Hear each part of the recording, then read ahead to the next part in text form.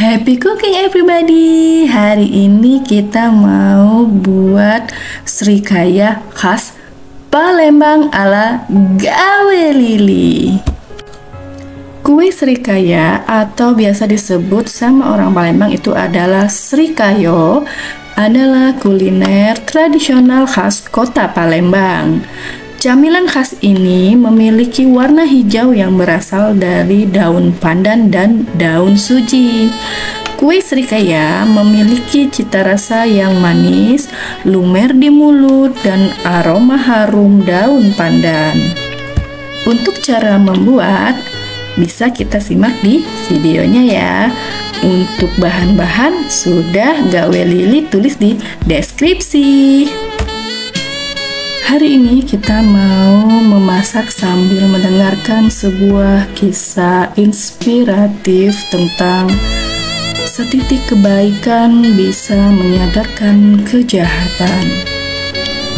Kisah ini adalah tentang seorang kakek tua pemilik pohon pepaya dengan seorang pemuda pencuri. Pada suatu hari ada seorang kakek tua yang sudah memiliki pohon pepaya dengan kondisi berbuah matang. Pohon pepaya tersebut dirawat dari kecil hingga bertumbuh dan menghasilkan buah. Akan tetapi, buah yang dihasilkan dari pohon pepaya tersebut sangat sedikit. Posisi pohon tersebut di dekat pagar yang bersebelahan dengan jalan raya. Pada keesokan harinya, sang kakek pemilik pohon berniat untuk memetik buah pepaya yang selama ini ia rawat. Namun, siapa sangka ketika sampai ternyata buah pepaya tersebut sudah hilang beberapa biji. Seketika sang kakek kembali ke dalam rumah dan terlihat murung. Sang istri yang melihat keadaan tersebut merasa heran, hanya karena buah pepaya yang tak seberapa harganya bisa sekecewa dan semurung itu. Namun, yang dipikirkan oleh kakek berbeda dengan yang dipikirkan oleh sang istri. Ia memikirkan begitu kasihan terhadap seseorang pencuri yang harus menunggu sampai tengah malam, sekaligus penuh usaha hanya untuk mendapatkan beberapa buah pepaya.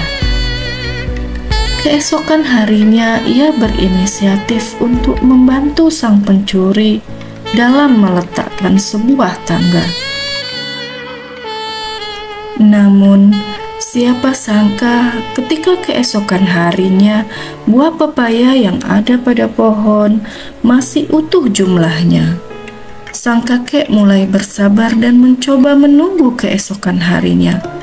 Akan tetapi, kejadian yang sama masih kakek alami, di mana buah pepaya masih utuh meskipun sudah diletakkan sebuah tangga di dekatnya. Keesokan harinya, kakek kedatangan tamu seorang pemuda yang belum pernah ia temui sebelumnya. Pemuda tersebut membawa beberapa pepaya matang. Pemuda tersebut memberikan pepaya tersebut kepada kakek dan meminta maaf. Pemuda tersebut juga menjelaskan jika dirinya lah yang mencuri pepaya milik kakek tadi. Sebenarnya pemuda tersebut masih berniat untuk mencuri pepaya. Namun, karena adanya sebuah tangga tadi, pemuda tersebut hatinya tergerak dan sadar jika pemilik pepaya tersebut begitu sabar sekaligus baik hati. Sejak saat itu, pemuda tersebut sudah memiliki tekad untuk berubah dan tidak mencuri lagi.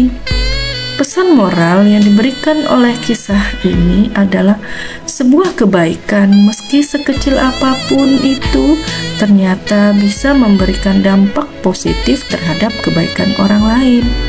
Mungkin orang lain memiliki rasa jahat terhadap kita, namun Bisa jadi akibat kebaikan yang selama ini kita tabur dimanapun tempatnya akan memberikan buah manis di kemudian hari, seperti mengubah niat jahat seseorang menjadi lebih baik lagi.